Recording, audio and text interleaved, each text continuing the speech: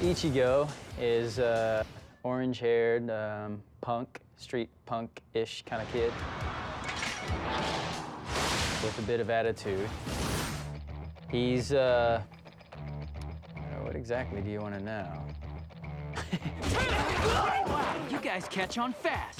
Now go and apologize, or else the next time the flowers will be for you! The thing I like about playing him is that he's got this tough guy exterior, you know, and he likes to put up a front. But inside, he cares, you know, but he doesn't always say it. In fact, he'll probably say the opposite.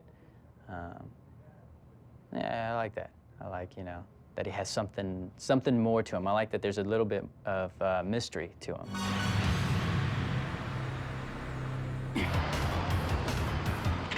If you could kind of imagine a samurai version of Harry Potter, because of, you know, all of the magic and, you know, the souls and the ghosts and this and that and the other thing. People who love anime love this thing in particular just because of the characters.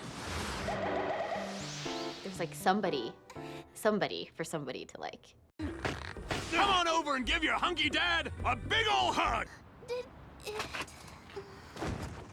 Orihime! And I also think the fact that it's ongoing and it's like cliffhangery, that makes people really addicted to it. Now shout out my name! Zangetsu! But I remember in the beginning, the names are tough, you know? Ichigo! Ichigo, actually that was the easiest one. Uryu. Uryu Ishida, the last of the Quincy's! Urahara. Urahara is a tough one.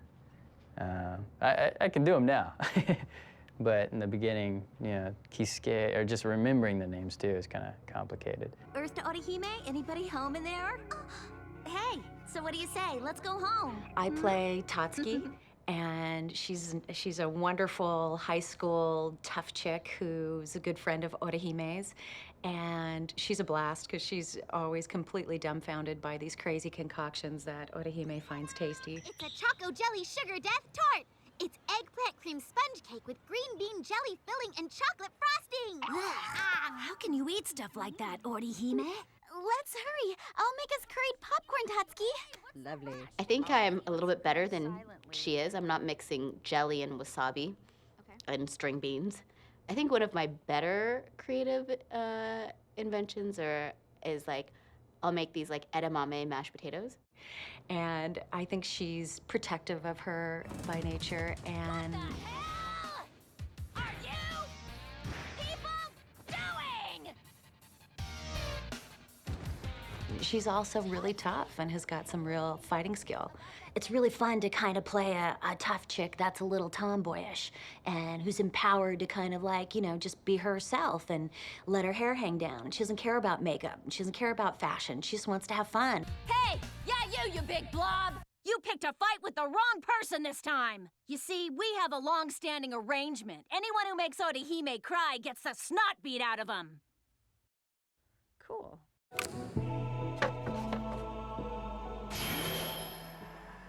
I like Uryu because he's definitely the black sheep out of all the characters. You're never really quite sure whose side he's on.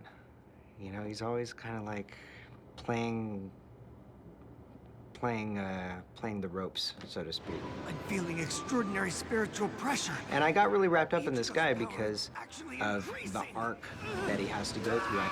I would probably have to say, next to Kenichi Joji from Digimon Season 2, which I also did, this is probably the most complex character because he's got so many, you know, levels to him, which I love. When I got the part, I knew that it was a very big show because at all the conventions I would see the dolls or, you know, all over the place or the merchandise everywhere.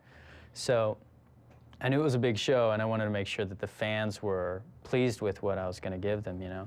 It's a huge responsibility as an actor to make sure that you play it right.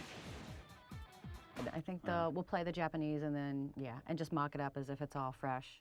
At times, we are out and out having the actors speaking full Japanese phrases, so that's a huge challenge.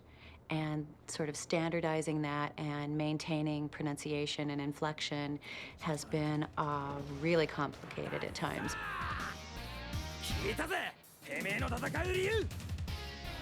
All right, we'll get those. When I first heard the Japanese, it's real gruff, you know? And so that's how I did my first audition. And then I was told to back it down, make him not so much of a punk, you know, make him a little lighter. That was hard, the first, the first recording session, to really try to figure out where he's going, because I had something in my mind, and the producers and the director and everybody else had a whole other, thing, And so it was to try to find this happy medium to where we'd all be happy, and the fans would also be happy with it. It's pretty laid back, casual, comfortable.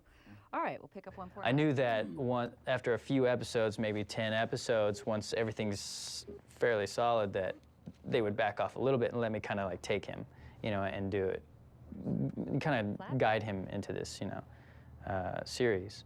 And so now, like if you watch, the earlier episodes, and you watch them through to where they are now, you'll see the growth in the character, because he does change a bit as far as voice. We had a lot of fun in the beginning. Because Uryu sounds like "Who are you?" So,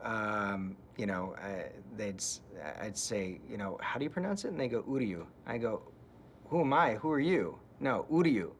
Oh, Uryu. Okay, Being such an old language and having so much history attached to it, there's so much to learn from the way words are put together.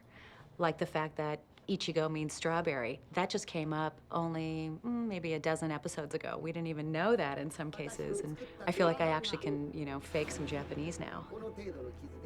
Let's add a little something there, clenched teeth. For some reason or other, I'm hired a lot now to do bad guys. Beautiful. I'll take a safety with a little more voice. Slight stretch. I never used to play bad guys when I first started doing anime stuff. I always got the, the real nice kid guys, and I always talked like this. And as I got older, for some reason, my voice naturally started to get deeper. And so I started getting this other stuff. But I love playing like evil bad guys. That little bit of bait I used can't possibly have drawn this. I work on this, and also for the same company, I also work on Naruto. And those two characters are really similar in terms of how they sound. So there will be times when I'm going, oh no, am I doing Uryu or am I doing Shino, Aburame? And the only thing that I mentally can remember as far as the difference between the two of them, which makes them kind of stand apart from each other, even though they're definitely on the same field as far as voices go, is, if I ever do Shino, I always do more like of a Christian Slater type of thing, and he's more like this. And whenever I do Uryu, it's more like, what are you talking about? You talking to me? It's more like a Clint Eastwood thing, So, I definitely have fun with that. I'm waiting for the day when Uryu will be facing a bad guy and he'll say, I know what you're thinking. Did I slash you 5 times or only 6? Or something like that. It's a good thing Orehime's not here.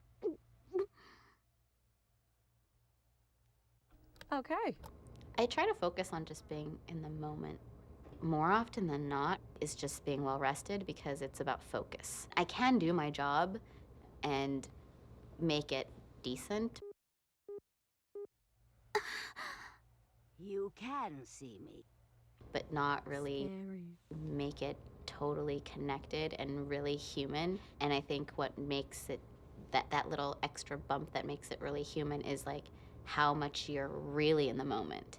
Like instead of saying like, oh, okay, I need to sound mad or I need to sound sad, It's not about sounding a certain way. It's actually about like really being that. And that just takes like focus and concentration, and also just the fact of actively doing it, So after a long day, sometimes you can be like, oh, and it's like automatic. And that's what I really try not to do, is make my performance automatic. And this character in particular was kind of tricky in the sense that like we had to tweak her voice a lot. Oh, that needs to be faster, that second. Yep, stretch the first and faster on the second. Ayame, now recite our kotodama. Soten Kishun! Soten Kishun, I reject!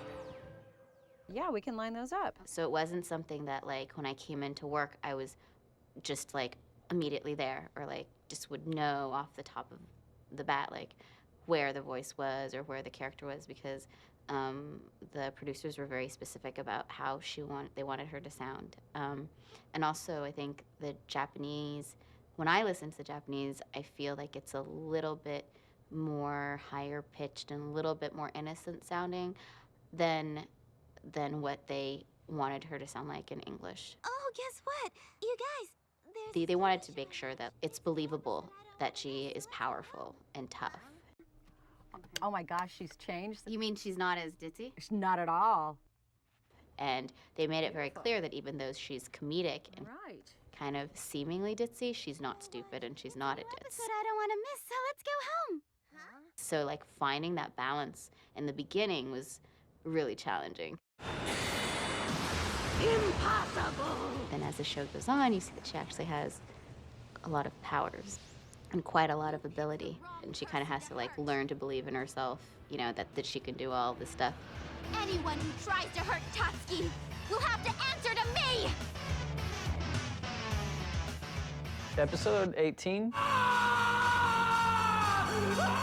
That's the one where I nearly passed out, because it's a long thing of screaming, you know? And a lot of panting. Very nice. Playback. So there are a few times when, you know, screams and panting or running and all that lasts so long that, you know, I nearly black out at the end of it.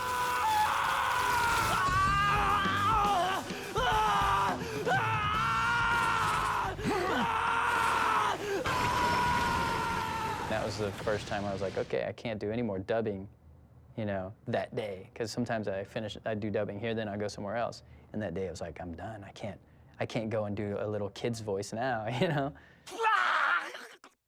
Oh, that Urahara training helped out. Now I can scream for hours. Let's play it back. It's not just like a fun fantasy, like silly show, you know? I think it like touched on a lot of things that were really like serious issues. Let me go! Orihime, have you forgotten me? Sora? Like when you lose somebody important to you, the idea of like the importance of letting go. And in the world of Bleach, you know, the actual like physical repercussions of not being able to let go of your loved ones, you know, like I think that was a really interesting way to kind of tackle that issue. And I felt like at that point in the show, it made the show kind of have more weight, you know, in addition to all this like great story and fun stuff. But if I showed you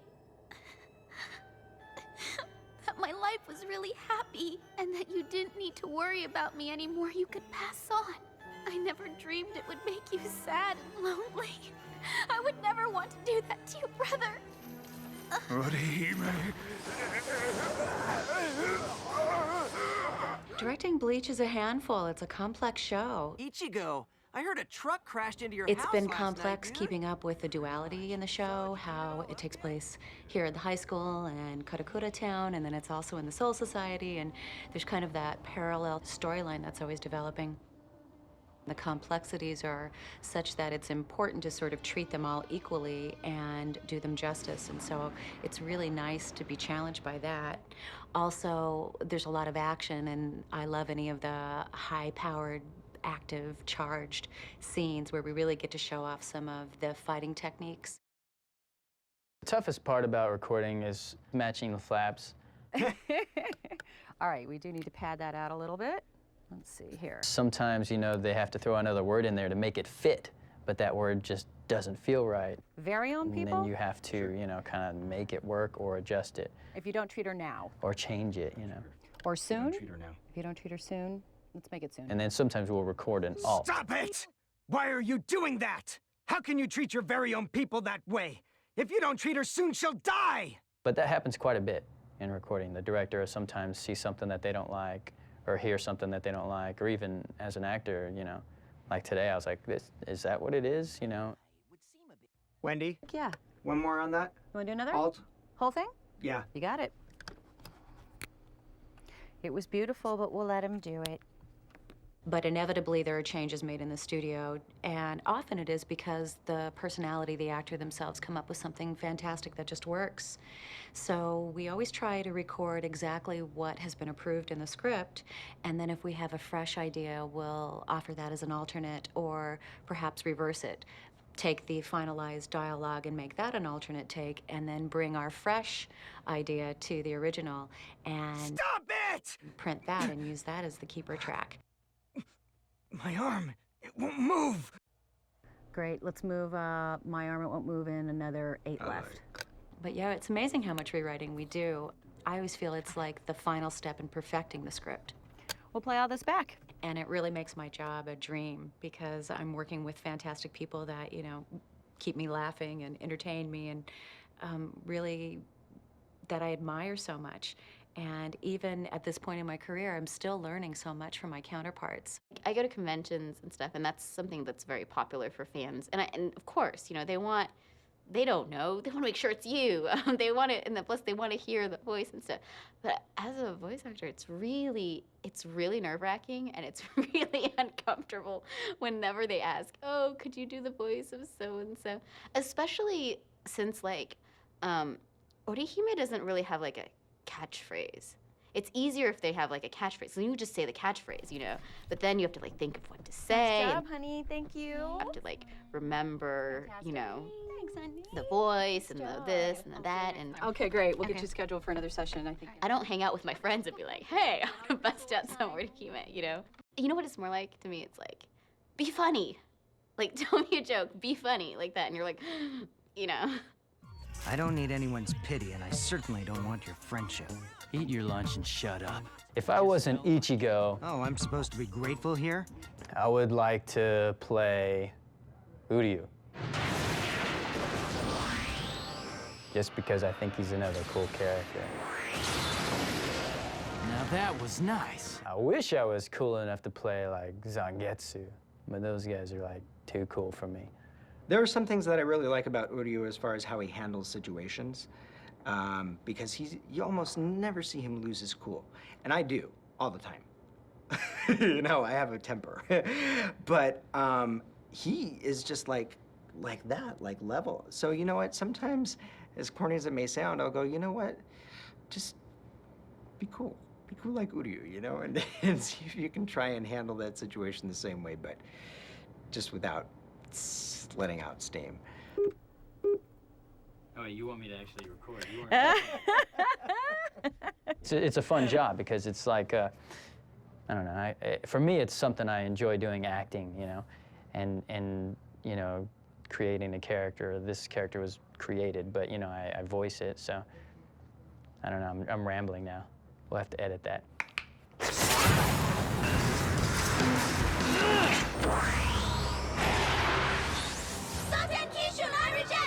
Hakuro number 4, Byakurai!